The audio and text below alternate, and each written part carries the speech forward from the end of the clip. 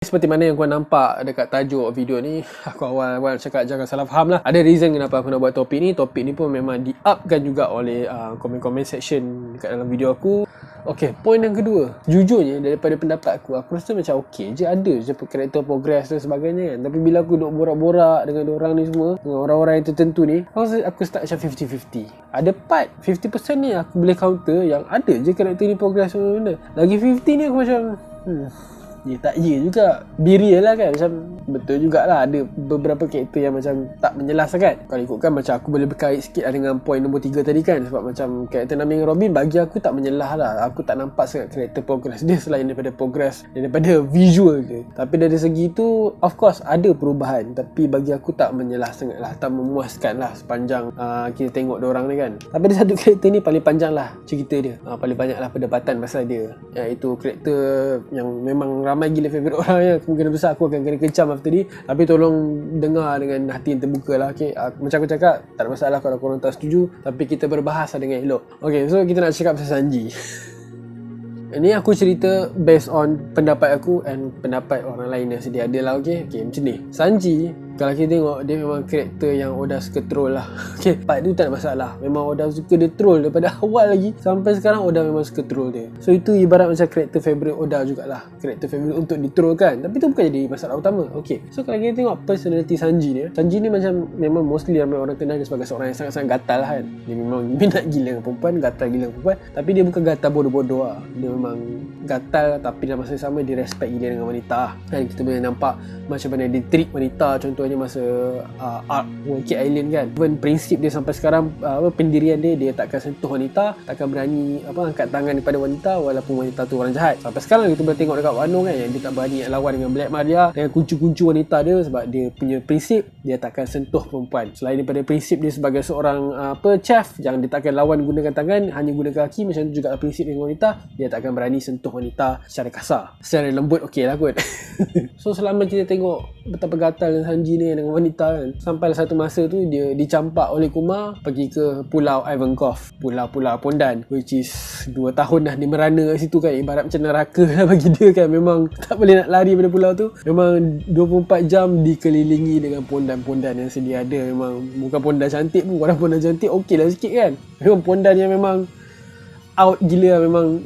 So punya teruk dia merana kat situ. Akhirnya lepas 2 tahun dia berjaya reunion balik dengan kru dia kan dengan geng-geng Luffy dia. Macam mana happy dia dapat jumpa wanita-wanita kan.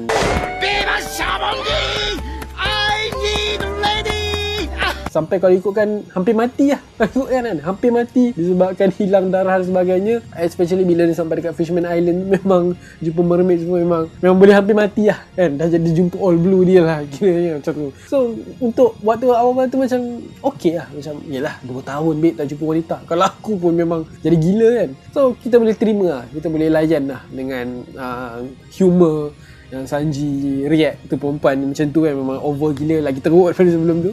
But kita boleh faham situasi dia. Tapi bila benda ni melarat terlalu lama, bila makin menjadi, bila di mana kita tahu jalan cerita One Piece ni makin lama makin serius, dia akan start jadi macam annoying sikit lah kan. Dia macam dah okay. So sampailah kita ke arc yang khas untuk Sanji kan, dekat Wall-Kit Island, di mana kat situ kita boleh nampak macam flashback dia.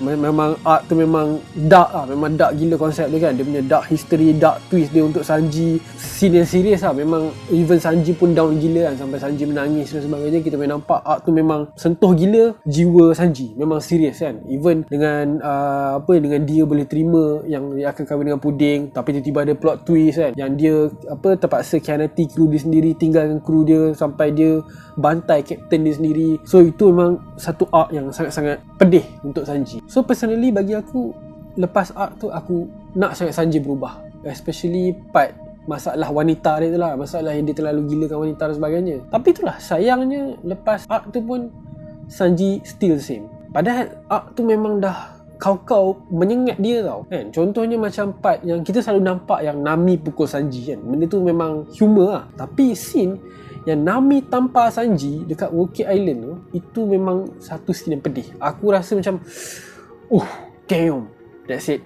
that's it for Sanji lah, habis. Memang dah tak ada gurau-gurau lah dengan Sanji. Mungkin dengan Nami boleh gurau lagi lah, tapi mungkin dengan wanita lain macam tak ada lah kot ni. Macam tamparan wanita memang satu tamparan yang serius, bukan tamparan gurau-gurau marah ke apa, tapi memang satu tamparan yang serius, which is aku rasa korang semua boleh faham lah kan situasi tu macam mana. But then fans Sanji, aku harap korang jangan marah jugalah. Aku bukan nak cakap Sanji ni useless ke, ataupun Sanji ni patut tak ada sense of humor ke apa kan. Aku still minat tengok relationship dia, macam mana dia interact dengan Nami and Robin especially kan. Cuma aku harap dia a little bit control lah dengan watak-watak lain kan. Macam kau tengok dia dekat zoo, aku rasa macam annoying lah bagi aku, macam but aku prefer dia act a little bit different lah. Macam senang cakap, dia lebih matang sikit lah dalam isu ni, dalam perangai macam ni, dengan karakter-karakter wanita lain. Which is macam kau boleh nampak dekat Wano lah kan, macam mana aku macam, it's not really a bad thing lah kalau ikutkan orang-orang lain attack dia lagi teruk. Tapi aku ada, macam aku cakap tadi, ada part yang aku setuju, ada part yang aku tak setuju. Ni aku just cakap daripada part yang aku rasa sama lah. Part yang diorang hentam lagi kakao tu aku tak nak cakap lah, sebab aku pun boleh counter benda tu. Tapi ni part yang aku rasa macam aku sendiri pun mengharap yang Sanji berubah lah kan, yang Oda buat karakter Sanji ni a little bit serious and matang sikit lah dalam bab ni. Contohnya macam masa part dia dapat red suit tu kan, aku rasa macam annoying jugalah yang dia sibuk nak pergi Skodem, pergi mengintai semua dia. Tapi aku boleh faham, walaupun annoying, tapi aku boleh faham yang dia akhirnya dia dapat kuasa yang dia idamkan selama ni kan, kuasa untuk jadi alimunan. Cuma itulah macam tak best lah, sebab kau dah alami benda yang terlalu serius, yang menyentuh jiwa kau dari sudut perempuan, tapi kau still nak buat benda macam tu. Okey lah, tak apalah, aku boleh terima part tu je. Tapi lain-lain tu memang aku kurang suka lah. Tapi macam apa contohnya, macam apa yang berlaku dekat Onigashima ni, aku macam kurang minat lah. Macam okey, kat Wano again aku boleh tolerate, tapi dekat Onigashima aku memang dah tak boleh nak tolerate dah. Macam bila dia sibuk nak pergi mengintai dekat rumah pelacur contohnya kan, macam dude Sanji, that's it lah, Oda please lah, macam matang lah sikit karakter dia kan. Macam aku cakap tadi lah, aku okey dia nak sedikit gedik-gedik dengan Nami dan Robin, tapi lain pada tu tak best lah, tak shock lah lepas apa yang dia alami, punya serius, punya dark, dia punya history. Tapi bila dia masih mengekalkan perangai lama dia, aku macam annoying lah. Even masa dia tinggalkan Luffy dengan Jinbei kan dekat level 3 tu, masa dia dengar perempuan menjerit, actually kau boleh je go, macam kau dekat Onigashima kot. So macam kau tahu apa plan korang kat Onigashima, korang tahu betapa seriusnya situasi tu kan. So macam actually kau boleh je let go kau punya perasaan dengar suara wanita tu, kau punya haki yang special dengar suara wanita tu. Kau patutnya let go je and tolong Luffy dengan Jinbei naik atas, tu je. Tapi but again, macam aku cakap tadi, aku fikir baik yang mungkin Oda nak buat yang prinsip Sanji terlalu kuat sebab dia dengar suara wanita yang memerlukan pertolongan. But of course lah, macam mana pun orang kutuk Sanji, macam mana pun aku cakap pasal Sanji, aku sure Oda ada plan yang terbaik untuk dia lah dekat Wano punya arc ni, dekat Onigashima, dekat perang sekarang ni. Tak mustahil lah dia boleh jadi hero kemudian waktunya kan, macam mana apa yang berlaku contohnya dekat Alabasta dan sebagainya.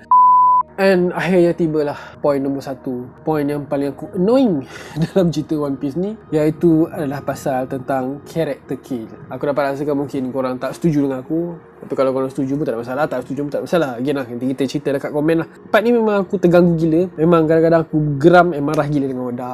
Oh, aku belum start lagi, aku dah boleh rasa I can feel the hatred daripada poin-poin yang tadi. I can feel the hatred.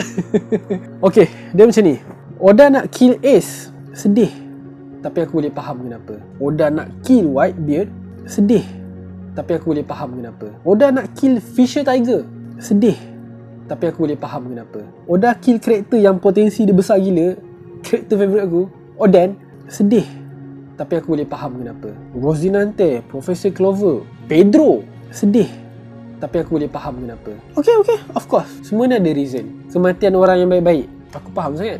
Aku faham kenapa dan apa untuk apa dalam cerita ni. But now kita tengok musuh-musuh yang geng Mugiwara ni lawan, yang Zoro lawan. Okay, so kenapa Oda tak berani nak kill watak-watak jahat ni lah. Contohnya Morgan masa awal-awal episod, untuk apa simpan dia? Elok bagi mati je lepas kena tebas Zoro, tapi dia masih hidup. Bagi masa awal-awal villain lah untuk Luffy kan, okay lah, boleh faham lah. Watak bagi ni kita nampak kepentingan dia, apa level bagi ni kalau ikutkan, okay, tak ada masalah. Kuro, Captain Kuro, bagi aku reason kat komen kenapa watak ni perlu hidup lagi kan, sebab dia memang masih hidup lagi. Don Krieg dah elok kena kejar Mihawk, elok mati je kena tebas. Musuh Nami, masa flashback Nami, masa arc untuk Nami selamatkan dia daripada Along hidup lagi.